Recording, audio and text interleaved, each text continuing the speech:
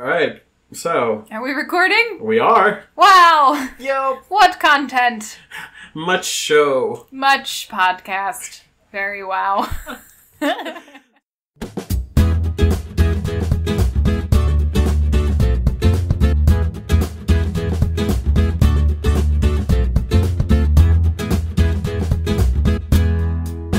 All right. Intro! Intro time. Intro. I'm not doing the same song I did that one time. Which song was that? The intro. Time to do an intro. Intro. Alan. And then I stopped. Amazing. That's the intro to a different episode. Well, it's the intro to this one too now. Wow! I have one original idea that I just repeat over and over. Like fanfiction! Yeah. Oh, snap. Oh, snap. Shots fired. Welcome to the fic list. Welcome back, everybody. Didn't you miss us? Honestly, after the angsty end to last week's episode, I'm Yeah. sure you were wondering, what other horrors can they put upon us? Are they okay? Yeah. Answer is no. But Yeah. I'm just kidding. We're better. We were better. Yeah. Yeah, we took a break. Yep, thank God. And truly a break of like 5 minutes. Enough for me to pick up the heart that like fell out of my chest and then just Yeah. put it back. It also helps that the fics we're discussing in today's episode are a little bit lighter. Yeah. Not quite so emotionally devastating. No Quelliot to be seen. None. I was told explicitly not to pick any more magicians for a little while, and I didn't. I'm proud of you. We put you on a leash. Yep, I have been contained. You're on the road to recovery. No, I'm not. This is a temporary step. A reprieve. So, what's our first tag? Do we even have a tag today? I can't remember. Why you? Because the first tag is Amnesia, friends. There it is. And then our AU for today is Youtubers AU, which is kind of niche, but something that I have read a decent amount of because it's a really intriguing one. I love it. It's great. When it's So done well, good. it is fantastic. Agreed. 100%. I spend a lot of my time, instead of watching Netflix or TV shows, I watch YouTube videos. I do too. I do what I call YouTube spiraling, where you just start on one video and you see another and you're like, yep. And then 2 hours later, you're like, wow, fuck. Where have I been? Yeah, I've just been like watching Colleen Ballinger for 3 hours or whatever it is. And you're like, oh my God. All right, so should I start? Yeah, why don't you start? Great. You want to start with Amnesia? And then we can touch YouTuber AU? Yeah, let's do Amnesia. What did I send you? Erin, you sent me Falling Into You. It's an MCU fandom fic. Who is surprised? It's a stony fic. Also not surprised. Yeah.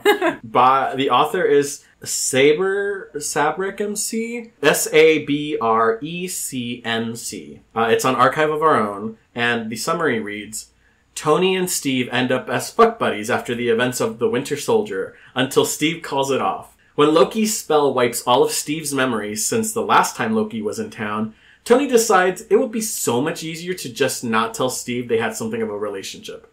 Spoiler, it isn't.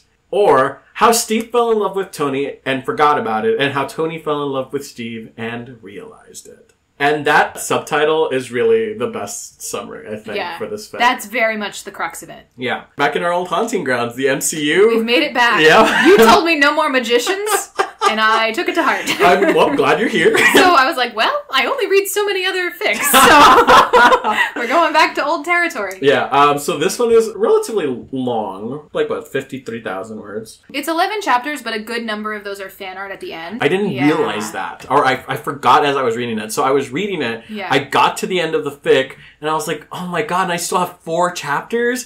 This is the perfect ending, it should end here. And it did, and I was like, oh, thank God they're fan art. Yeah. Because at that point I still had another 3 fics to read, and I was like, thank God. Yeah, and I really love when authors put fan art of their work at the end. I think that's actually really kind of a nice little thing. I love it. Yeah. It's just such a like cute little fandom thing that happens, and it's just so supportive and lovely. And it's artists like recognizing other artists when people are inspired by the things that you write. Crazy. Yeah, I love that. So. Incredible, yeah. So I will start by saying, which no one is surprised, I haven't seen The Winter Soldier. We've discussed this previously, and it still breaks my heart. I am so sorry. You need to just get me here and not, like, tell me you're gonna feed me or something, and then just play The Winter Soldier in the background. I will force feed you Winter Soldier. Yeah. So there was a lot of the events that were a little muddy to me, and I wasn't sure where they fit. It bounced between a couple of Avengers storylines that I think if you forgot some of those plot points and those pillars aren't there for you, it was a little hard to get your ground. It was interesting, yeah. So the fic starts at the hospital. Tony and Natasha are waiting to see Steve, who has just had the last 2 years of his memories wiped by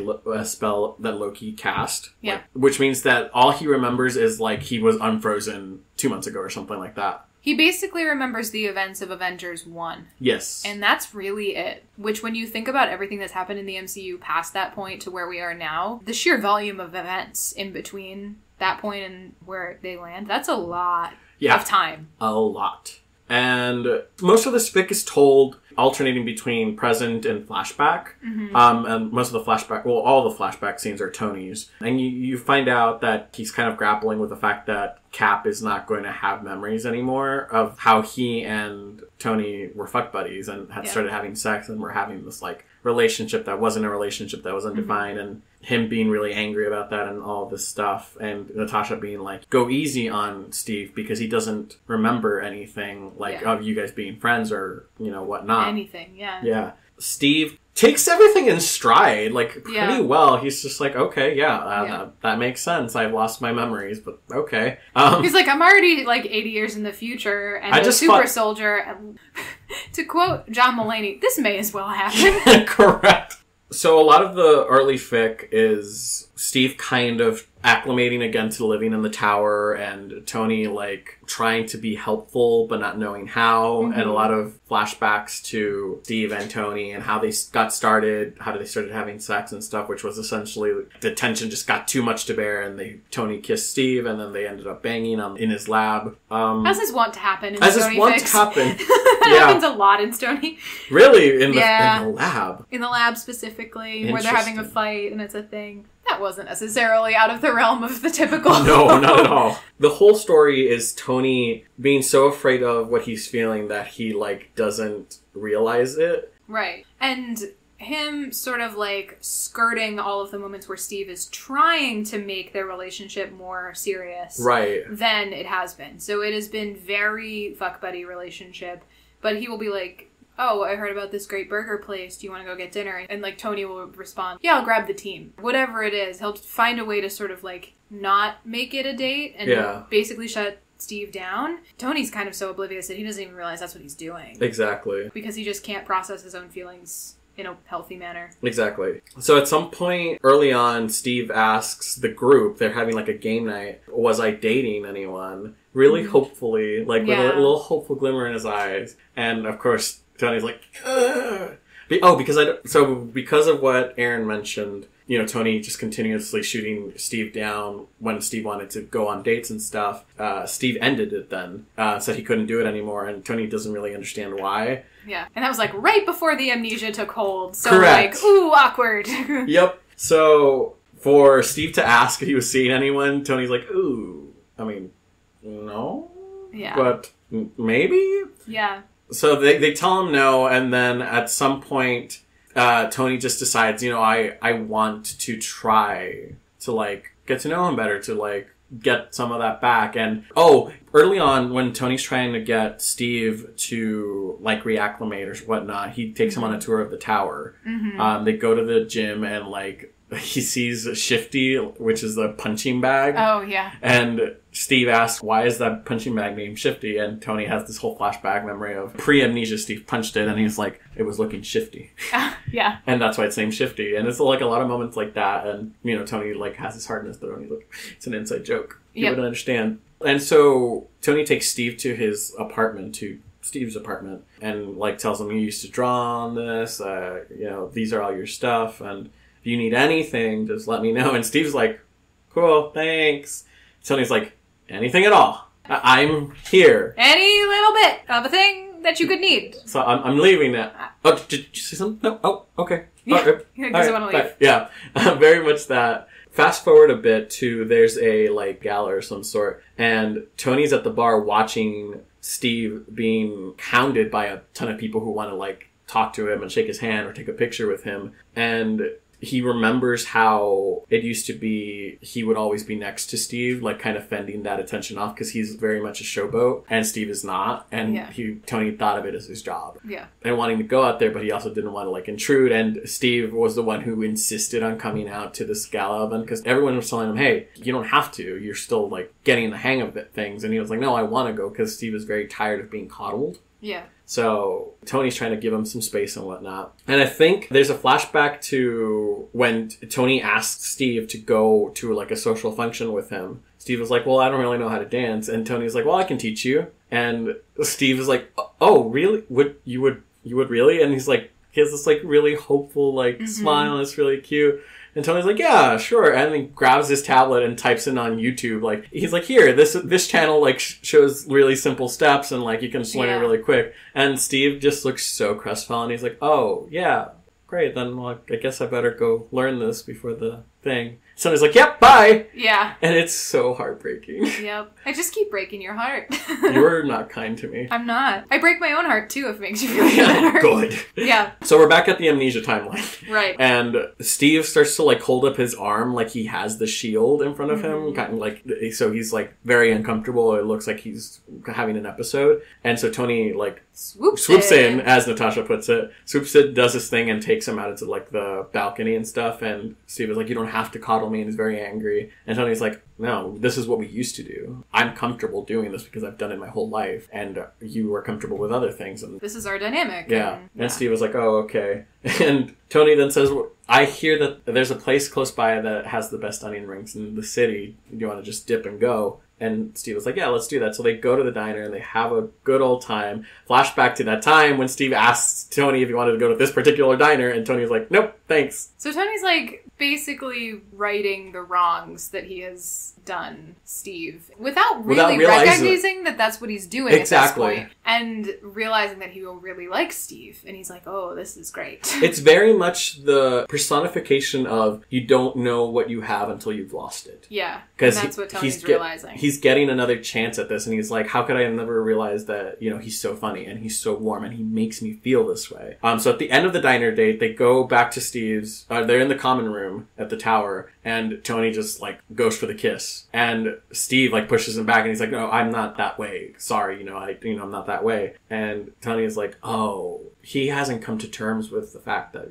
he might not be straight. 2 months ago, he was in the 50s? 40s. He was in the 40s. He was old enough to enlist in the 40s. Right. So, different time. Exactly. There's this really cool moment, maybe not cool moment, but there's this really fascinating moment early on in one of the flashbacks where Tony found a paper that Steve had to fill out to enlist that basically said that he had never engaged in any, like, perverted actions or homosexual type things. Devious behaviors. Yeah, devious, that was the word, yeah. And he's throwing it in Steve's face, and Steve was like, well, it was a very different time. One of the things that Tony's kind of grappling with throughout the entire fic is that, and this is very much a fandom thing, where his dad had this like idolization of Captain America and all of that, and neglected Tony, essentially. In this fic, Tony hated his dad for it, and hated Captain America for it, but was also weirdly obsessed with Captain America. Right. And so he thinks like, well, if he had been honest, or if he had come out, if I'd known that Captain America was gay, that would have done a lot for my self-esteem when I was a young kid. And it's such an interesting dynamic. And Steve is like, you can't put that on me. Exactly. You can't. It was a different time. I could not possibly have done that. It's one of those really interesting things. Navigating queer history in fic is so interesting to me, because I think when you're looking at historical placements, you do have to reckon with the ways in which queerness existed in history. And like, that's an interesting moment of like how we perceive public queerness now versus how it existed in history. Like, not very far away history. Yeah. And, like, how much change has happened in the last, 50 years or so. Because really, when you're looking at World War II, you're looking at 10 years before Stonewall, at least. Yeah. And well before the AIDS crisis, and 50 years before gay marriage. Yeah. And we're on the other side of that now, having our own experiences of queerness and what that looks like. And for a modern day character to grapple with somebody who is very much before what we consider the like pillars of queer history in the modern era, that is an interesting dynamic. Yeah, I love it. So from then on, he apologizes to Steve and he's like, I'm sorry, let's just go back to being friends and whatnot. And then he pulls out all the stops. He asks Jarvis, like, is there any clips of Steve asking me out to things? Jarvis is like, yeah, I found 47 instances. Here are the videos. And Tony's like, motherfucker. He's like, well, there has to be times when I asked him to do things. Jarvis, how many times did I ask Steve to go to things? And Jarvis is like, I have found 6 instances. And Steve said yes to all of them. Whereas Tony said yes to, like, 4 or something like that. Nothing. Exactly. He was like, no instances. Exactly. So Tony then takes those like videos and basically takes Steve to do the things that Steve was asking him to do. Yeah. So at one point he takes him to the Metropolitan, right? Yeah, I think they go to the Met. And there's so many like really cute details in it. Like there's at one point, a big thing is that Tony realizes that when they're in the workshop that Tony will just start talking about like astrodynamics or whatnot and thermodynamics, and Steve is just not like, it's flying over his head, but Steve is just happy to hear him talk about something that he likes so much. And so when he's giving Steve the tour, he notices in Steve's apartment like a really beat up copy of like an astrodynamics textbook. And he's like, why does he have this? And we as readers understand that it's because Steve was trying to understand something that is important to Tony a little bit more. So Tony going to the museum is kind of him like, oh, I know he likes art, let me do that. And it's so sweet. Yeah. And at some point, I think at the end of that, they go to the Met, and then afterwards they go to have fondue, because that's something that Steve had told him pre-Amnesia that he had never had, and he was curious to try. Right, and it was a reference back to Captain America: First Avengers, where like he and Peggy had that conversation about fondue. Oh, it's a thing. I remember. So the fondue became like a joke when he had a crush on Peggy in the first Captain America movie. Yeah. And Peggy was talking about going to fondue with some guy, and she really meant like go out to, eat or whatever. And they were driving around or something, and he was like, oh, so you and he fondue? And fondue became a little bit of a euphemism. Adorable. And so when he brings it up, it's a reference to Peggy. And that's also where his little moment of like, oh, you are making fun of me comes from. Oh, I see. Which is maybe wouldn't have made sense. It didn't. Steve's response is like, oh, now I know you're just pulling my leg. Yeah, exactly. And he was like, no, I'm serious. Like, let's go do this. And he was like, are you sure you're not making fun of me? Because this is a thing that people make fun of me for. Sweet. Yeah, he's like, no, we're going to actually go try this. I wish I had that context. Yeah. So they go have fondue, and they have a lovely old time. At some point, I think at the end of the evening, Steve asks him, were we dating? And Tony's like, what do you mean? Huh? And Steve is like, why is it always you? Like, I have dreams about you every night. You ask me out to do a bunch of things that I like to do. You know so much about me. I have drawings. I have so many sketches of your hands, of you. And it's like, oh. Oh, boy. Yep. And that's when Tony's like, no, we weren't dating, but I felt like we could if we wanted to, and I want to. Yeah. And Steve was like, okay, great. So I'll see you tomorrow for lunch. And so they're going to have lunch the following morning, but Tony gets up a little earlier to like make toast and coffee and be cute for things. And Steve comes out and says, okay, I'm just going to grab a shower, goes to shower, comes back. No. I just remembered everything. I apologize. You just un-amnesia'd yourself. I'm back, everyone. Yep. Alan remembers yesterday when he read this fic. So one of the flashbacks that Tony has is of Steve opening up to Tony about a good day he remembers, which was him and Bucky like on a rooftop in Brooklyn listening to a Dodgers game, eating Cracker Jack, and how Bucky got like the cool prize, the decoder ring. And that was just one of his good days. And so Tony was going to be really cute, and he looked for the one game that the Dodgers won in Brooklyn, but he asked Jarvis to find that footage and like cleaned it up and like enhanced it. He hunted down original Cracker Jack with the decoder ring for Steve. He was going all out. He bought, what was it, like glass Coca-Cola stuff. Like he was going all out for this date. And Steve walks in as Tony is like prepping everything and says, so Thor came back. And Tony's like, oh, because Thor went to Asgard to look for Loki to find a reversal for the spell. Which means that Steve remembers everything and is very angry and very hurt that Tony would take advantage of his amnesia after Steve said, I don't want anything to do with you. In his eyes, it's just Tony, again, yanking him in. And Tony has to be like, no, I didn't understand. I didn't see these things. And it's a lovely moment of him, like, talking about how he has problems connecting with people and, like, verbalizing his needs and wants. And then they make out. Yep. And that's the end of the story. And it's wonderful. Once again, a dynamic that I'm like, I might be shoving myself into this a little bit. Which one are you? Both. At the same time. Yep. Incredible. It's great, though. So, I liked this fic quite a bit.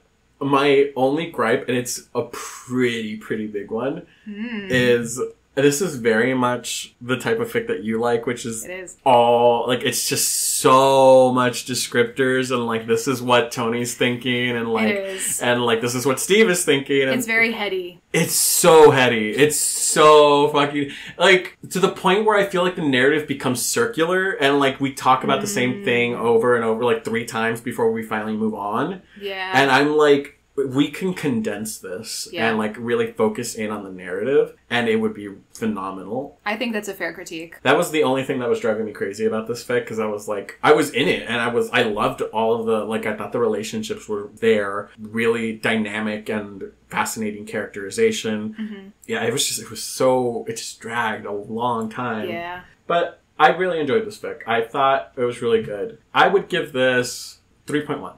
Yeah, I was going to guess 3.2 for you, so that's actually pretty on the nose. I was thinking 3.2, but then I was like, no, I feel like I default to 3.2 a lot. Yeah. But yeah, 3.1. I feel comfortable there. Yay. Yay. What did I read from you? Oh. Yep.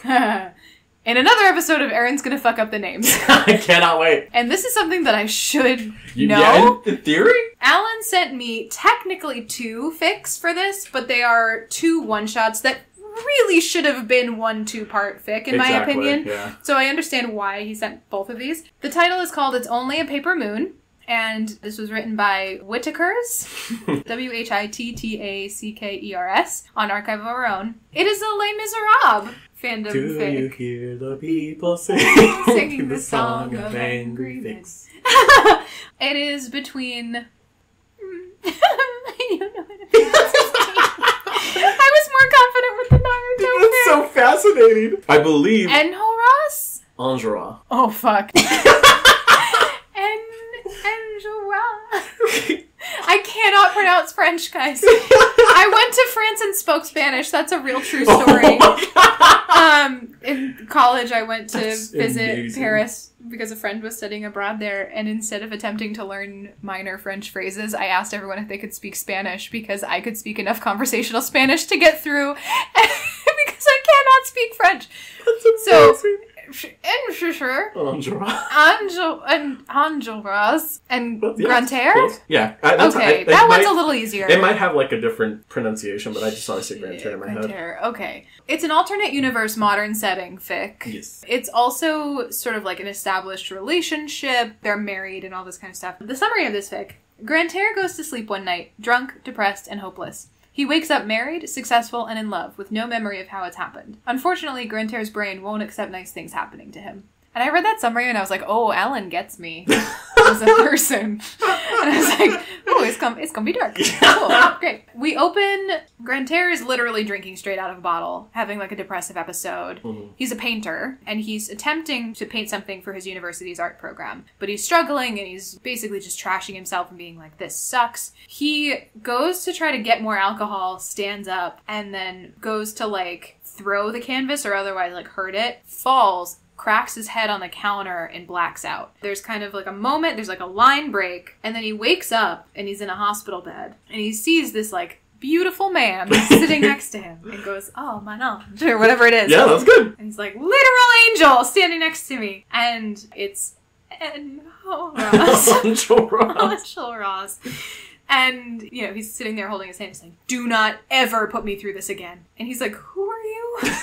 What did I do to you? And that's the moment you realize that he has amnesia, and actually 6 years or so has passed between the opening moment in university and where he is now. So he's lost 6 years of his life, including his entire relationship with his husband.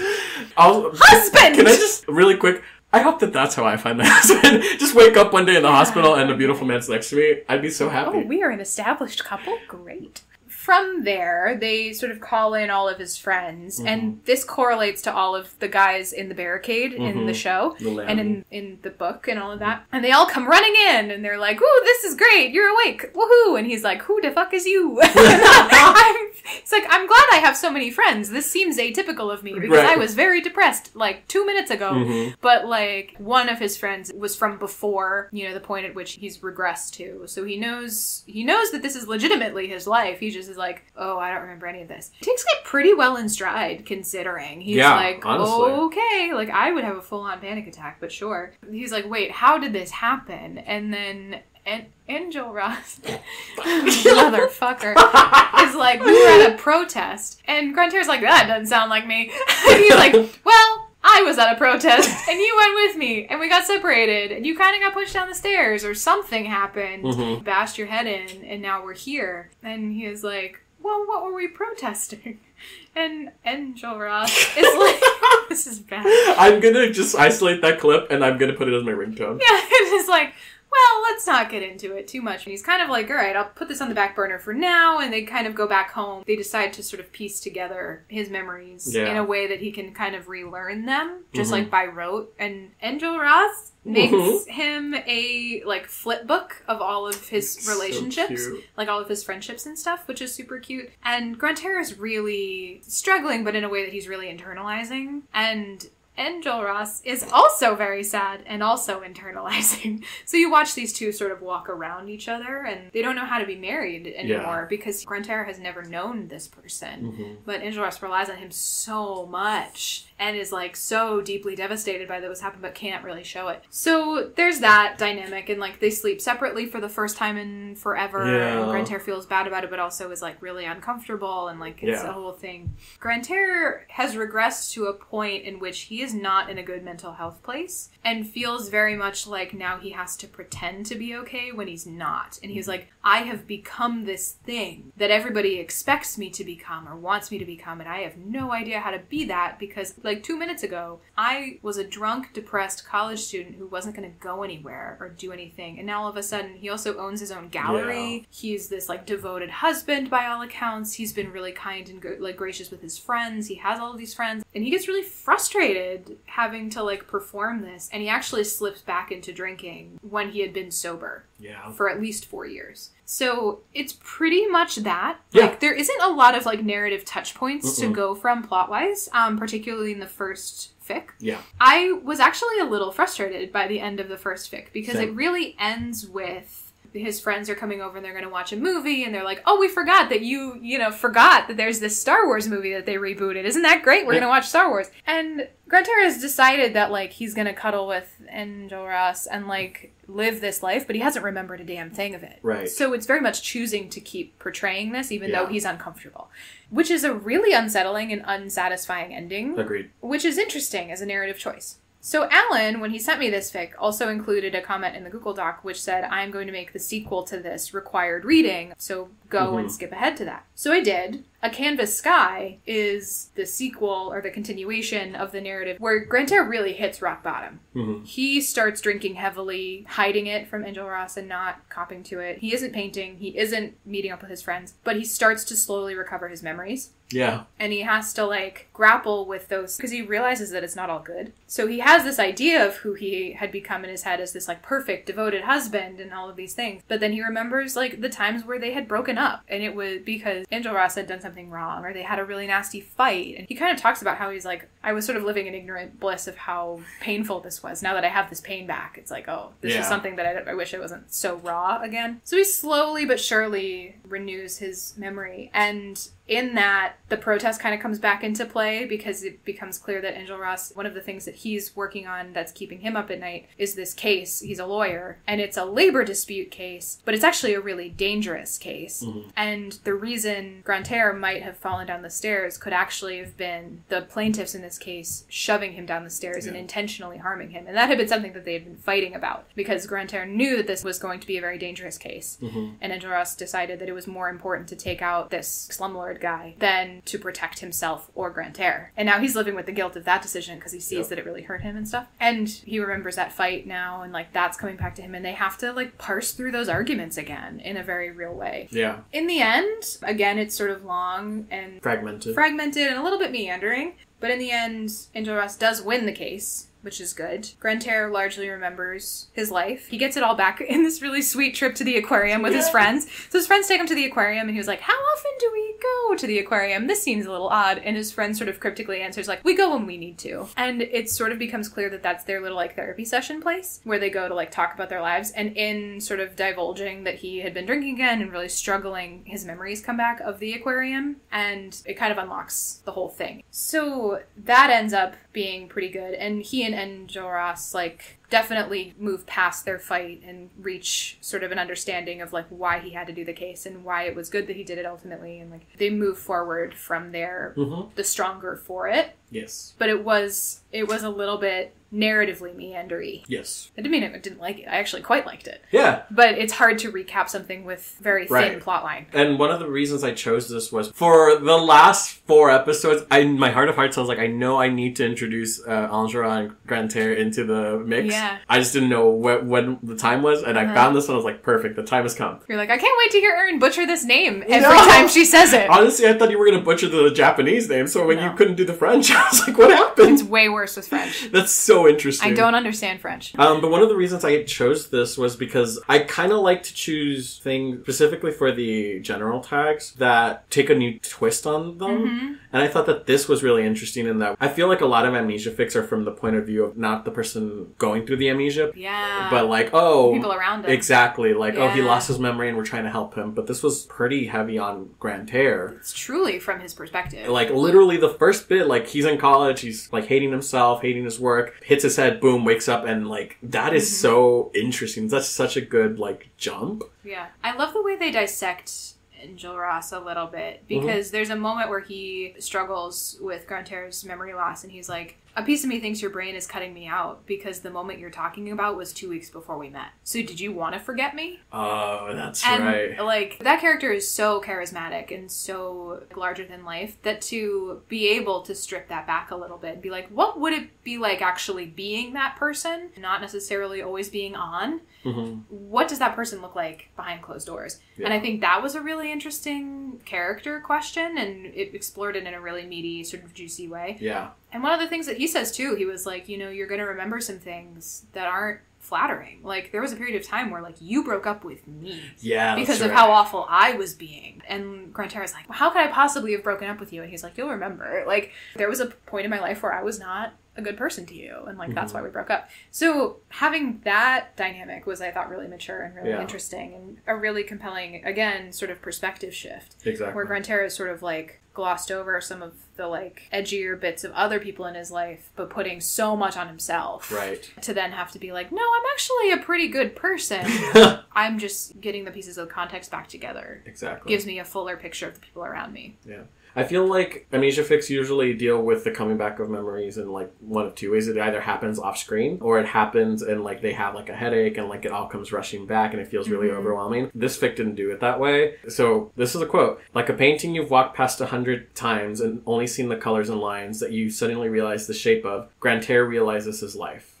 It's just from one moment to the next, it's there. Yeah. And I think that's really interesting. It felt to me like this person did a little bit more research into traumatic brain injury than just, oh, I'm going to use this in a fic as a device. Right. It felt like this was somebody who put a little bit of research into it about what would happen if you had this kind of brain injury, how it would be handled, what the symptoms would be, that kind of stuff. It seemed very grounded in a reality. And I don't know anything about traumatic brain injury in that way, so I have no idea if it's actually, but it read very measured and a lot less like, oh, this dramatic thing happened, and more like, oh, this is what this would be like to have this experience. Agreed, yeah. So would you rate it, Erin? It is good. I think, despite my sort of like assessment of it as meandering, I think this is a 4 for me. Oh, like, it's pretty good. You did really well with your choices this time around. Thank you, God. Yeah, I would say that this is good. Like, it's something that I actually kind of want to read more in this universe and like see this fleshed out a little bit more. It's a ship that I understand, and instinctively I'm like, ooh. There'll be more. Because it totally makes sense. Yay, I'm glad.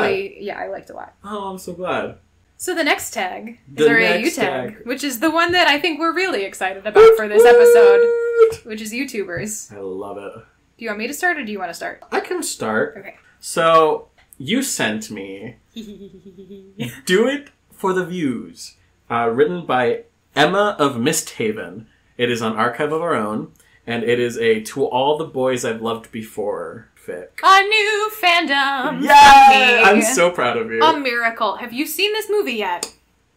Alan? No. Alan? I have not. Alan, this movie is incredible. I you know. must see it. I know. I would love it. You would. I'm It's so good. And this is something that you lose something if you don't have the movie behind you. Well, darn. Maybe I'll come back to it. Yep.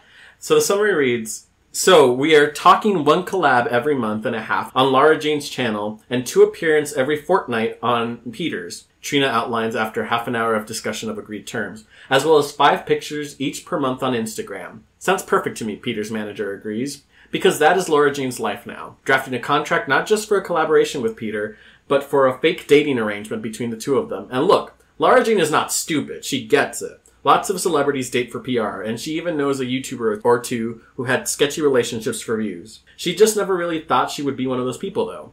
Parentheses. The one where Peter is a vlogger, Lara Jane has a baking channel, and everything is clickbait. Incredible. This is one of those summaries where they just plucked. They just, it's an a piece excerpt. of it. Yeah. Yep. Which is fine. Yeah, so this is a YouTuber fic, and Lara Jane has this, baking channel, and it started off as not a really big thing, but her sister Kitty gets a new camera for her birthday, and she's like, alright, we're gonna make it big. And really, Lara Jane starts to make a following for herself. She's, in the intermediate. She's not, A-list, but she's well-known enough to, go to VidCon and do things. Yeah, she's certainly well-known enough where that's her job. She is a YouTuber by trade. Exactly. Which is sort of the step up from, I have a day job but do YouTube on the side. Mm-hmm. She has reached the point where this, pays the bills. But she's not huge yet. And she's certainly not as big as Peter Kavinsky, who is the leader of this, squad of vloggers. Of course. So, this picks up when Lara Jane goes to her 3rd VidCon. Mm-hmm. So, Lucas comes up to her at some point and tells her he was instructed by Chris to take her to a party at a penthouse. It turns out to be Peter Kavinsky's penthouse. Yeah. And so she texts Kitty, who is all about the YouTuber stuff, and she's really into it, and she's like, we are going. Yeah. Absolutely. Yeah. And Lara Jane's like, alright, I guess, whatever, sure. Uh-huh. She's like, I doesn't usually go to those things, but every now and again she likes to dabble. Yeah, she's like, I'll go. Sure. Yeah. If Kitty wants to go. And Chris is a friend, so sure. Yep. So she's at this party, and she's talking to a drunk Chris when the guy next to her, inserts into the conversation, recognizes her, essentially. Mm-hmm. And then the guy next to her, of course, is Peter Kavinsky. And they, get to talking, and there's, some flirting. Mm-hmm. And it's one of those things where they flash forward, a few hours later to, people are leaving the party, people are asleep, passed out on couches and stuff, and they're still talking and just having a really good time. Yeah. Eventually she realizes what time it is, and she's like, oh, I've got to go. And they go back to their hotel room, and a day ends when she checks Instagram, and she has a notification, P_Kavinsky started following you. And it's so cute. And then, so she's back at her house after VidCon, and her manager calls her and asks, without any greeting, what did you do? And Lara Jane's like, I just woke up, what? Nothing, why? I just woke up from, sleeping for 10 hours after VidCon. And her manager's like, you just gained almost 8,000 subscribers overnight. And it just keeps going up. What the heck happened? Yeah. So some research from Kitty shows that Peter Kavinsky gave her channel credit in one of his vlogs, because that's his big thing, is he does daily vlogs or whatnot. Mm-hmm. And she appeared for a split second, so he credited her. And so people have started to ooh, speculate. Yeah. This fic does this thing that I love, which is they create fake comments with the YouTube comments with this dance. So good. Love it. So people are asking who's that girl with him at 326? And Jen has left the chat. OMFG, is that song Bakery with Peter? Are they dating? From Mrs. Kavinsky. Yeah. The YouTuber. So good. It's amazing. Yeah, and that's the first sort of time that they talk about Jen, who in the movie is Peter's ex-girlfriend, who he fake dates Lara Jane to get back at. Ah. Yeah. So we cut to But the little excerpt that I read from the summary, which is Laura Jean and at her agent's office with Peter Kavinsky and his agent talking about the terms of a fake relationship. Laura Jean's kind of awkward about things because she doesn't know how to, like, she doesn't like being in a vlog. It's like she doesn't like the daily thing or the pranks that they do, so she's feeling like really uncomfortable and doesn't know how to start. So I think they start with a collab on her channel where she asks Peter, like, what do you want me to make you? And what is she making him? Fruitcake cookies. Fruitcake cookies. Is that a thing in the movie? No. Oh, thank God. No. And she was just like, why he chose fruitcake cookies, I don't know, but there's no accounting for taste. And he's like, it's a good idea. And she's like, no, it's not. It's so but good. I indulge you. Yep. And so they do this collab, and it goes really well. And from there, it's a lot of, like, instances of, like, her getting more comfortable on his vlogs and, like, getting the sense of humor and kind of being adopted by the squad, and she's like really starting to feel like part of a family, and like and spending a lot of time with Peter. Yeah, like he will just come like over. Actual time with him. Yeah, he will just come over when she's like prepping a video or something, or be editing on the floor next to her while she's cleaning up, and she mentions that he ends up with flour in his hair without realizing it. Yeah. And so they just sort of do the date. They do like a pseudo dating thing, but it's not. It's all fake. Like it's not. They aren't actually dating, but they really get to know each other and like develop this relationship that is more real than I think they had expected. Exactly. One of the parts I really liked was when I think this is one of her first visits to the house, if not the first visit to like the squad's house. And Peter pulls her aside and says, would you mind doing the outro for this vlog with me? And so she's like, no, of course. And he's talking like, oh, that's it for today's vlog. This is Laura Jean. Make sure to check out the video that we did on her channel. And she says, spoilers, Peter has terrible taste in cookies. And then he's like, no, I have amazing taste in cookies. They turn off the camera and he laughs and says, oh, well, you're not going to let me live it down? And she's like, never. And he says, I mean, it's okay to have bad taste. She responds, yeah, you should see my boyfriend. And he's like, wait, say that again for the camera. Yeah, like she's really funny. Yeah. And like actually really good at stuff. She's so down like, to earth. Super down to earth and super nice. And so not what this Jen relationship was. Yeah. Because Jen is, in this version of it, is an Instagram model. And is like really fake. And that relationship was super toxic. So this is, I think, Peter's first experience with a girl who is actually pretty chill and like very grounded and really not interested in the fame thing. And doesn't treat him like a stepping stone to whatever. As Banana Manana notes 5 hours ago, anyone noticed how much more relaxed Peter is now? Like, I don't want to catfight or shit, but he never really looked happy with Jen. It's so nice to see him acting like himself again. No. And Mrs. Kavinsky's comment at the end of this chapter was LJ's look of horror at 126. Oh, you sweet summer child, you cinnamon roll, too beautiful, too pure. I was like, is that Erin? Is Erin Mrs. Kavinsky? Yeah, this person really got the voice of YouTube comments and like fandom comments. It's incredible. It's really accurate. Yep.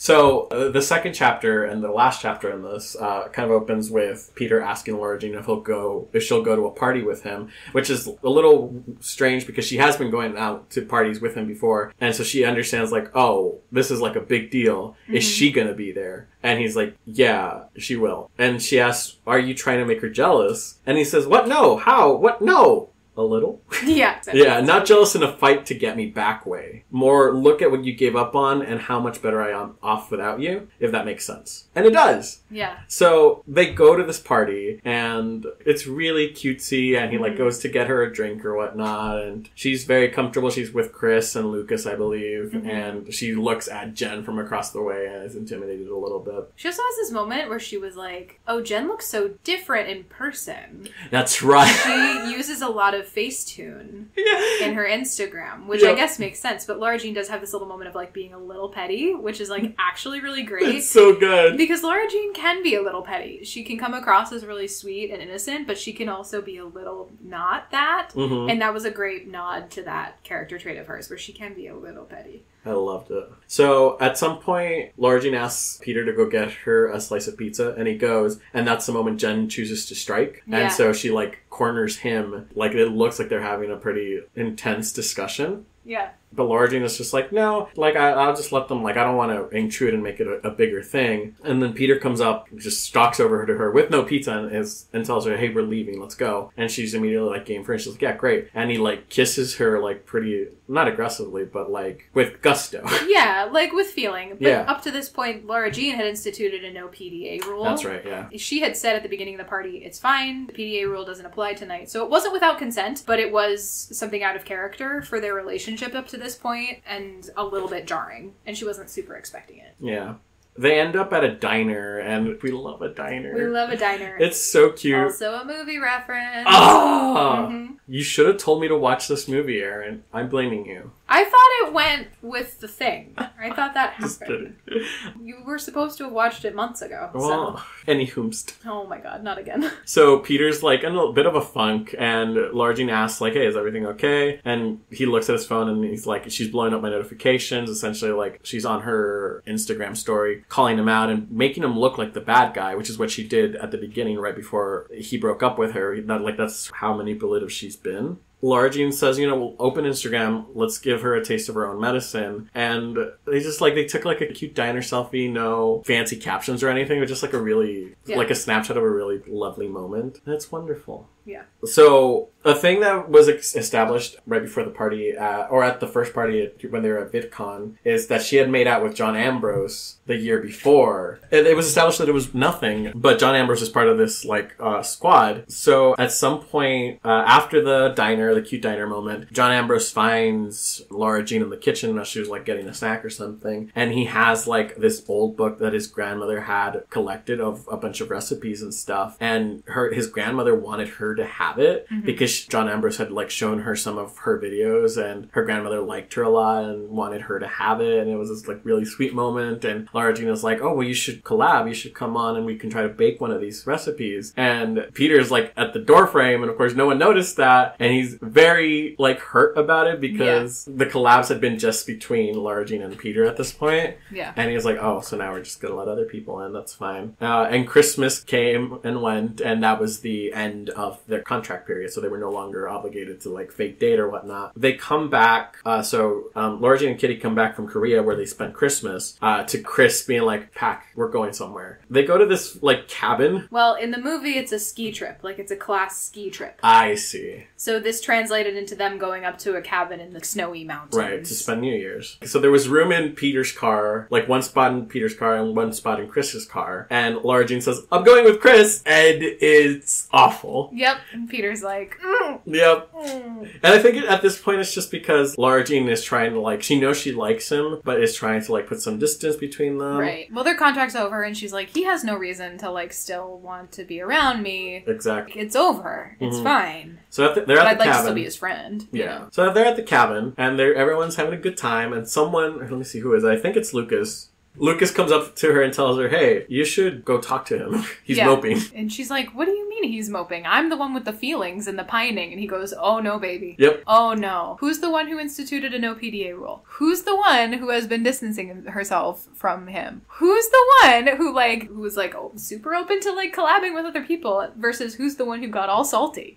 If anyone's pining in this relationship, girl, it's him. And he's the one moping in the hot tub, so go get him! Yup. You've read this more than once. It's also exactly what happens in the movie. Oh, really? Yeah. That's amazing. Yeah. So she goes to the hot tub in her Hello Kitty pajamas and asks, like, hey, why are you ignoring me? And he's, like, real bitter bust about it. He's like, what do you mean? I'm the one ignoring you. He's like, I had these, like, a bunch of snacks and, like, Japanese sodas and Pocky and, like, stuff for us to listen and talk about because it's a 4-hour trip. Yeah. And you chose to go with Chris. And it was the saddest thing. Yeah. Not really, but it was funny. Yeah. But then she's like, well, I don't really know how to date people. That's not a thing I do. Yep. I didn't know. He's like, okay. And then they, like, make out in a hot tub. Yep. And that's the end. Yeah, that's pretty much it. Pretty much it. Yeah. And they decide to be together for real. Yeah, they talk about how the story. contract ended on Christmas, and they're like, yeah, cognizant of that fact, and they still make out. So they're like, oh yeah, this is real. Yeah. Oh good. I'm glad you liked it. Yeah. Despite not having seen it. It was really cute. I enjoyed myself. I thought it was really clever in how it used YouTube and, like, Instagram and social media. I love fics that are very smart about how they do that. Yeah. I think it can be difficult to pull off well. Yeah. this one integrates it really well in a way that feels really authentic. And we've used that word a lot, but it feels really sort of like genuine. And it's not like a forced trope. It feels organic to the fic. It does. And it doesn't feel like they're really just like shoving this shtick on these characters. It's like, oh no, in this situation, this is what they would do. I loved it, yeah. So I would give this a 3. Very enjoyable. I wonder if your rating would go up if you saw I saw the movie. Yeah, I wonder that too. Yeah. Because I can't really think of anything I didn't like. But I think you miss I must have missed like a lot of the relationship building. Because the one thing that this doesn't do that other fics that I've read do is like characterization. I think this relies pretty heavily on you knowing the characters and their characteristics and what they do. So that might affect my score. Yeah. Well, like, because all of the boys in the squad are boys who are she has loved before. Yeah. So they're used very differently in this narrative than they are in the movie, but it's, I think, important to like have the context for people, and like the whole fake dating established thing is from the book and the movie, and like that's an important thing to know. So anyway. I'm glad that you enjoyed it despite that, and like I would actually recommend that you see this. Cool. We should have a movie night. Yes! You should come over, we'll watch this movie, and then you should reread this fic and see, and actually read more of the universe. Let's make it a double feature with the Winter Soldier. Yeah, very different. Very different. But yes, do that and then revisit this fic and see if it changes your mind. I probably will, yeah. Yeah. I like that. Cool. And finally, what did I send you, Erin? You sent me Married for a Week? ? By Gravitycentered on AO3. 3 guesses as to what it is, friendos. Because it's One Direction RPF fic. Harry and Louis Tomlinson. Yay! Who I still read as Lewis, but it's fine. Well, you know, though. I do know. In this one, the tags are alternate universe, college university, YouTuber Lewis, fake marriage. Louis! God fucking damn it! You're doing so well. I just did it. YouTuber Louis and fake marriage. This is not your episode for name pronouncing. It's not my episode for names. The summary is in italics, which I think is actually kind of important. And it says, "Hi guys, smiley face. You might recognize Harry from 1 or 2 of my old videos. I was tagged in the Married for a Week challenge, so I asked him to be my husband. We had to live together for a week and take each other out on a couple romantic dates and that. Check out the video to see how it went, smiley face. Give it a like if you enjoyed, and maybe subscribe if you haven't already. Love you all. Louis X." And I want to preface this with I really liked it. Sure. It was a little bit less narratively clean than I think some of the other things that you've sent to me. Yeah, for but sure. I also think it was largely because the writer, one, was writing very heavily in a UK-based accent. So that came through very clearly. And it was also written as somebody would speak. Yeah. So you were losing some of the grammatical cleanliness of the narrative, but you got a very real sense of like, oh, this is happening real time. Right. Which is interesting in a YouTuber AU. It goes day by day through basically what happens in this Married for a Week challenge video, which is a ripoff of BuzzFeed's actual Married for a Week challenge videos. Louis is an established YouTuber, and Harry is his like ex-roommate, friend he's a little distant from now, and somebody that he has said yes to being his fake husband for the week, which is a recipe for a good thing. So it starts off, and they're not distant per se, but they're very like friendly with some like space in between. Yeah, they're like, I would say. Yeah. There's like moments where they're like, haha, this is so funny, like we're just gonna like be married for a week, super cool. And you don't know a lot of their background. Like you aren't given much description about established relationship in terms of what their friendship was like or anything like that. You just know that these people are involved and they're doing this thing. It goes a little bit beyond what the video shows, but it does basically go through the filming of the video as it happened. So he asks Harry to be his fake husband for a week, and he says yes. And they're like, are we starting now? And he's like, yeah, sure, but like maybe you should go grab a bag because you actually have to live with me for the week. And Harry's like, okay. He's like, I have so much shit to do though. And he's like, you already said yes, too bad. So they'll take backsies. Yeah, so they do that, and they start filming, and it gets off to a little bit of a like, not awkward start, but there is a little bit of a like, oh, that we're filming. Getting used to it. Used to it kind of thing. And Harry's really kind of like game for it, but, you know, just sort of like new and is like, all right, this is kind of fun. fun. Haha. They go to Louis's house, and Harry makes fun of him because his house is a mess. They go buy each other wedding rings from, like, a Goodwill or whatever. Like, so they buy each other these rings, and then they really kind of lean into, like, the campiness of it. Yep. And they're like, honey, I'm home, every time they come home. And it's just like, they're just being really silly. Mm-hmm. And then I think the moment that it shifts and you start to get a sense that they have some history is when they're getting ready for bed, and Harry comes around and he's, like, fully naked. Yup. And he just walks in and he's like, Louis talking to his camera, and he's like, so I don't know if you guys knew this, but Harry and I used to live together. How much you want to bet he's going to come into this room full naked right now? I would bet a lot of money because I lived with him for long enough to know. And he does. And he was like, told ya. And he comes in and he, like, puts some underwear on, which is, like, good. And then they decide to share, they're going to share a bed. Yeah. He's like, we're going to do this and that's going to be fine. They're very comfortable with each other in that moment. I was like, that is not a thing that I would have with friends. Like, that's sort of the first indication to me that, like, something else has happened here. Right. But it's very much framed as, like, nah, that's just, like, they're friends, and it's cool. But I was like, you are a little bit comfortable with his naked body, which is interesting. So they sleep, and it's cute, and they go to bed, and it's great. And he's like, are you going to stay up a little bit longer? And he's like, yeah, can you sleep with the light on? And they're like, yeah, it's fine. And they go to bed, and it's very normal. It's, like, very friend sleepover normal. Yeah. It's very domestic. And then the next morning, Louis wakes up, and he opens his camera, and he's like, Harry snores. This is the worst. This is why I don't share a bed with him. It's been years. I had forgotten. Yep. And Harry's like, I'm so sorry. So Harry goes to class, and Louis realizes that they never actually officiated their marriage. They never had a ceremony. And he's like, I'm going to go collect him from school, and we're going to go do this, and it's going to be great. So they grab their friend, Zane. Zane is in this one. He is, but he's not the officiator. Oh, he's hanging out with Harry, and Louis steals him from Zane. Yeah. And he goes with Niall. Yeah. And Niall officiates a fake wedding in a park that everyone who's there thinks is real. Yep. And they have a moment of like, oh shit. Yep. Oopsie. That's okay. It's fine. They kind of think it's funny and they like move on. So they officiate this cute little wedding. They then go on a couple of dates. Woot woot. And through the course of the dates, the sort of romanticism of it builds. Mm-hmm. And you start to get the sense that like, this might be opening a door for particularly Louis, but also Harry seems to be taking this fairly seriously. Mm-hmm. And like, you feel like, I see where this is going.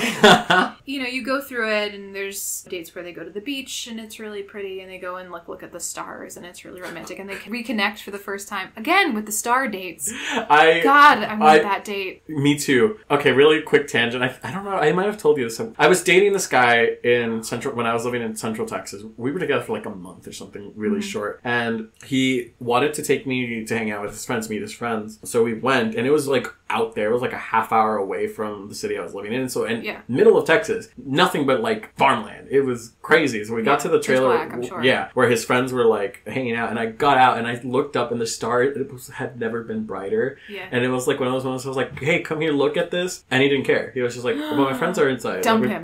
He's like, come on, let's go. And I was like, but oh. And I did. I dumped him like 2 days later. Fantastic. That was the moment I was like, I would think that was the moment I was like, I can't do this. If you can't take a moment to stop and look at this and wonder with me, I don't care. Yeah, no, not your person. I will say. Yeah. I promise not to go down the magician's path during this episode. But there's an interview with Hale Appleman where they asked him, you know, if you were to take someone on a date, what would your perfect idea of a date be? And he was like, it was like a speed round question. Yeah. He was like, take them up to the, tallest building in New York and look at the skyline. And I was like, oh, fuck, that's really good. Oh my god. I was just like, I'm imagining myself yes. on this New York City building skyline with this beautiful man. And I want it so badly. So anyway, that's my Hale Appleman divergence for today. Yeah. That was the one. You're done. I get one. Anyway, back to this One Direction RPF that you sent me, because you also fantasize about celebrities. Well, let's not cast. I don't know what you're talking about. Let's not cast stones from our glass houses. Okay, but I didn't send you 2 One Direction fics in 1 week. You didn't, but this is the second RPF fic that you sent me in this batch that we're talking about.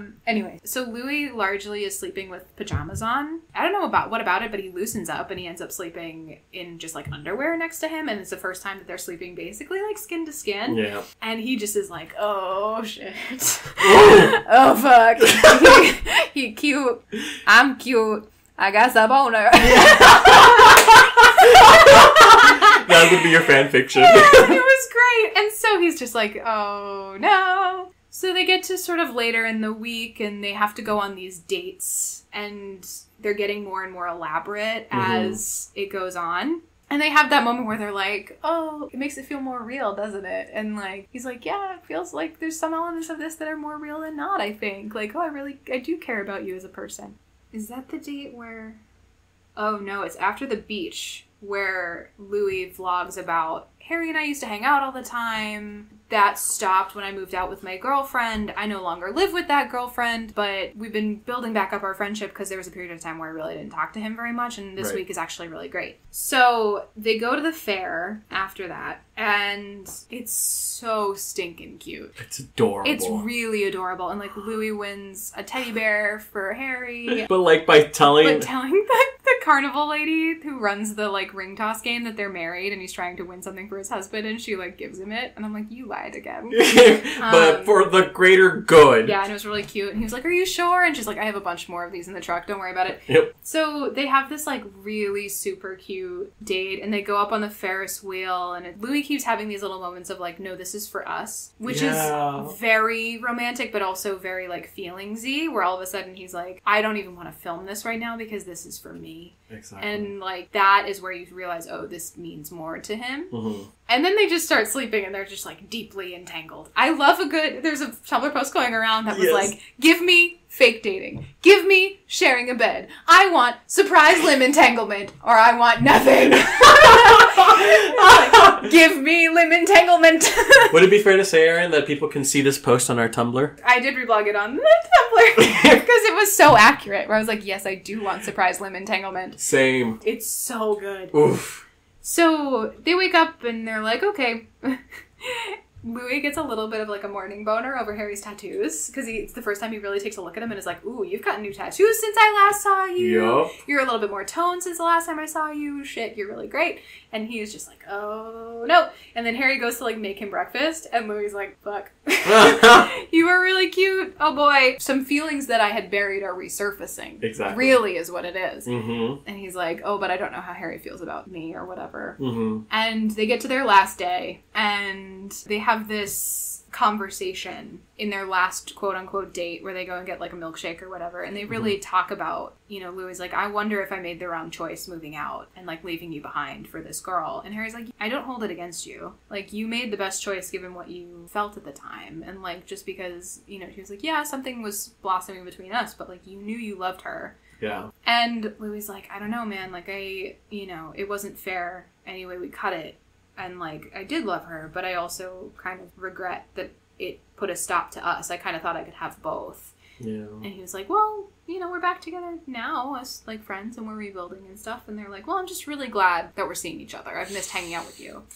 And then when they get home, Harry's like, all right, well, you go lay down. It's been a long day. I'm going to just go, like, cook up something quick. Do you want dinner? And he's like, yeah, oh, yeah. And then do you want to do your confessional thing? Because Harry was like, oh, I should take the camera and do a little bit of a, like, how I'm feeling about it thing. Right. So he goes, yeah, I'll do that. You go take a nap. You probably shouldn't be around for that anyway. And then I'll just make dinner and it'll be fine. So Louis goes to, like, lie down, and in that interim space, Harry records his confessional and also sets up, like, this beautiful little, like, candlelight dinner, puts the camera behind, like, a book on the bookshelf, and is like, I made you dinner. And Louis is like, you did all this while I was sleeping? And he's like, yeah. And he's like, what, okay?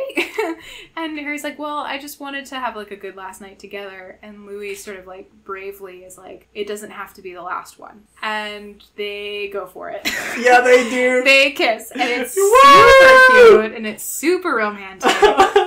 And Harry's like, oh, you should know the camera's on. Like, that's a thing that I'm going to tell you right now. But before we go any further. Yeah, and Louis like, what? And he's like, where'd you put it? And he was like, well, I wanted to get your reaction, and then I didn't expect you to kiss me, but, like, it's cool. And then they have dinner, and it's really cute. Harry just ends up being, like, a little, like, octopus of affection. Yeah. And he's just so into him, and he's just retweet for octopus of attention. Yeah, really. And he was just like, Louis like, I have to do some editing, and Harry's like, it's fine. I could just, like, distract myself by kissing your neck a whole lot. Yes. And he's like, that's distracting. And he's like, it doesn't have to be. Like, you can take care of yourself. It's fine. I'll just be over here, like, cuddling the shit out of you. Ugh. And he's like, oh my god. So they, like, jump each other's bones. But in a super, super romantic way. And they have a really good night together, and they talk out what they want next and where this is going to go from there. And they're together.